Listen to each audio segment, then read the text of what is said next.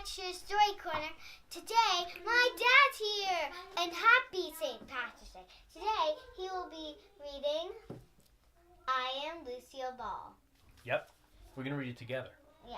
Oh, yeah. And at the very end, you can have a St. Patrick's Day cookie. Am Lucille Ball by Brad Meltzer. Am Lucille Ball. Okay. When I was a little girl, my mother tried to dress me in ribbons and bows, but I was different from other girls. My idea of fun was horsing around with my dad. Hey. He used to throw me up in the ceiling. Hey. And always was catching me and making me laugh, like I do. When I was 3 years old, the local grocer used to put me on a show in his store. My favorite thing was this frog routine. Your turn. I had even more fun when my aunt used to let me work in her beauty salon. She'd let me do the hair of the customer children. Soon after, the beauty salon went out of business. Went out of business because you didn't do such a good job with the hair. Or Lucy didn't. It wasn't her calling.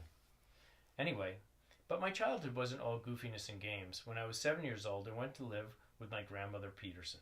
She didn't like the way I played. In fact, she thought having fun was a bad thing. Instead, in her dark kitchen, she made me wash lots of dishes. She didn't even allow any mirrors in her house except for one in the bathroom. She thought they make you think too much about yourself. When I rode on trolley cars, I used to make silly faces at my reflection. Try it, you'll see so many possibilities.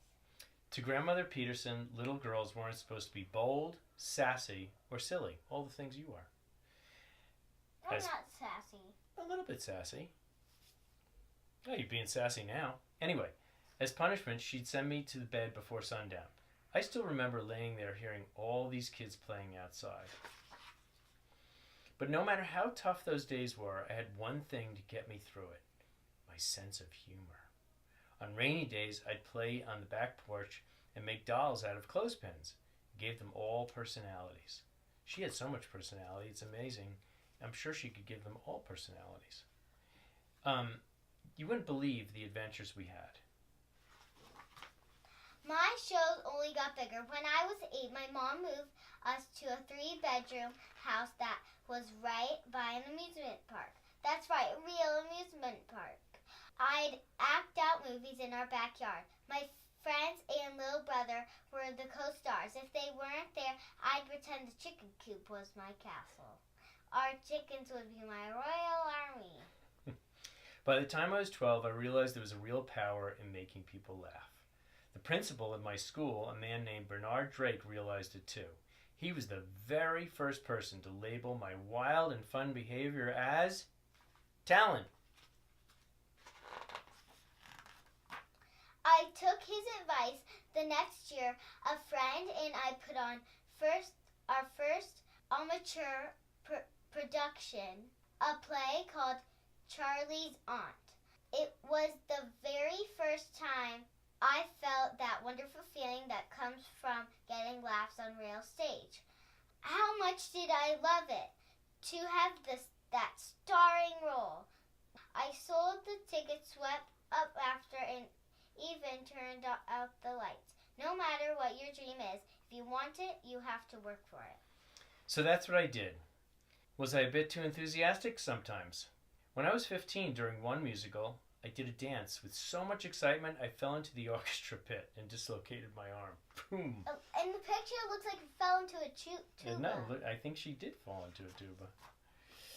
When I was 17, my mom sent me to a fancy acting school in New York City. 17, that's really young. It didn't go as I had planned. Only 70 of the students were accepted to the school. They narrowed it down to 12. I didn't make it. I failed. From there, I tried being a dancer, but nothing much changed. I never let it stop me. At one point, I was so poor, I was down to my last 4 cents. That's it, 4 pennies. To eat, I'd wait for a customer to leave a restaurant, then I'd grab the leftover food before it got thrown away. I went to so many tryouts. I even wore out my shoes. but no matter how hard I tried, the message never seemed to change. Eventually, I did find work, and then with a bit of luck, I finally got my first big break in the movies. I was 21 years old and selected to be one of the girls in the background of the movie Roman Sandals. As the director came to inspect us all, I grabbed some red crepe paper, tore it into shreds, licked it, and here he comes. Lucy, what are you doing? Just comes naturally. Ta-da! You're a funny kid. What's your name? Lucille Ball. I stood out from the crowd that day. From there, I got my first on-screen acting credit in a short football comedy starring the Three Stooges. They were huge stars then. Most girls didn't want those slapstick parts. I loved them, and I knew how to make them even funnier. If you flinch when a pie hits you, the audience doesn't laugh as hard. I never flinched. It goes back to those days when my dad threw me up in the air. I knew he was going to catch me. I knew it'd be safe. In time, that confidence led to one role that changed my life. I had left movies and was working in radio. Then CBS had a brand new idea for their TV show. To prove them wrong, my husband Desi and I took our show on the road.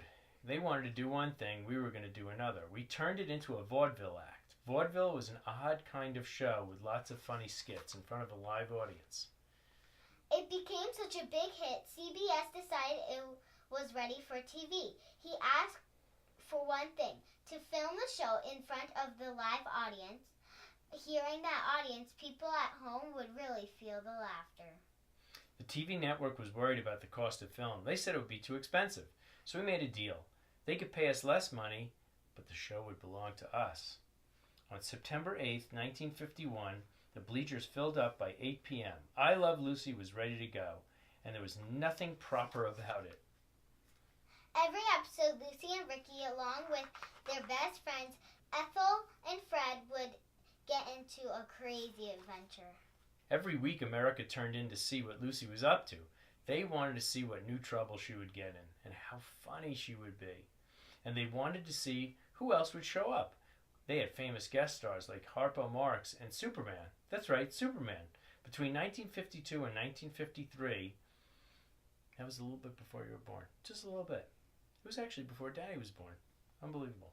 Between 1952 and 1953, though the first TV bosses said no one would be interested, 2 out of 3 households with TV sets were watching I Love Lucy on Monday nights. What was the secret to the show's success? It was the thing I learned all those years ago. You can always find a laugh in what everyone else is taking so seriously. Wait, go back. Go, Dr. Harris, the baby's coming! And she's like going like this, walking fast. Good. Today, people call me the greatest comedian of my time and one of the most beloved entertainers ever. But I was also the first woman to run a major Hollywood studio. Remember when I said the TV show belonged to us? Well, our studio, Desi Lou, used money from I Love Lucy to produce other shows. Classic shows like Star Trek and Mission Impossible. In life, people put me down because I was different from everyone else. They didn't like the way I looked. They didn't like the way I talked. They didn't even like the way I was always clowning around. This isn't a joke. Don't let other people change you. There's no such thing as a proper girl or boy.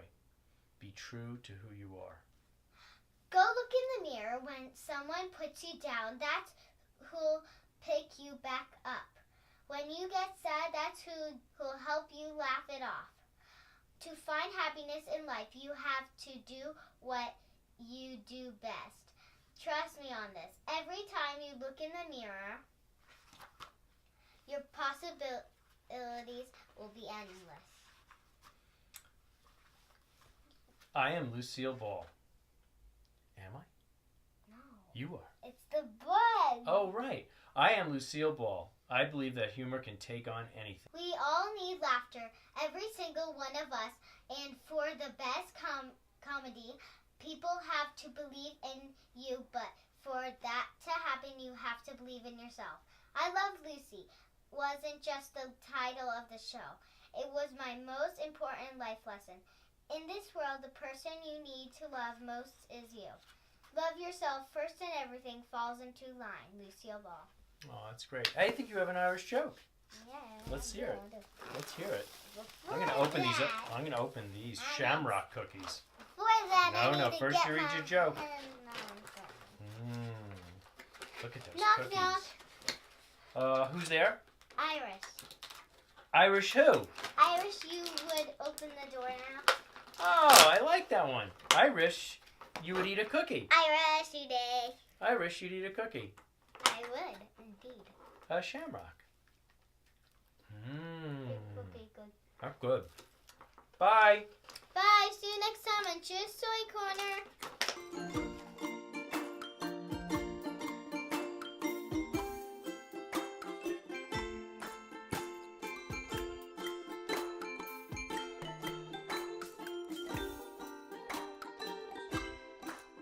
In Shira's story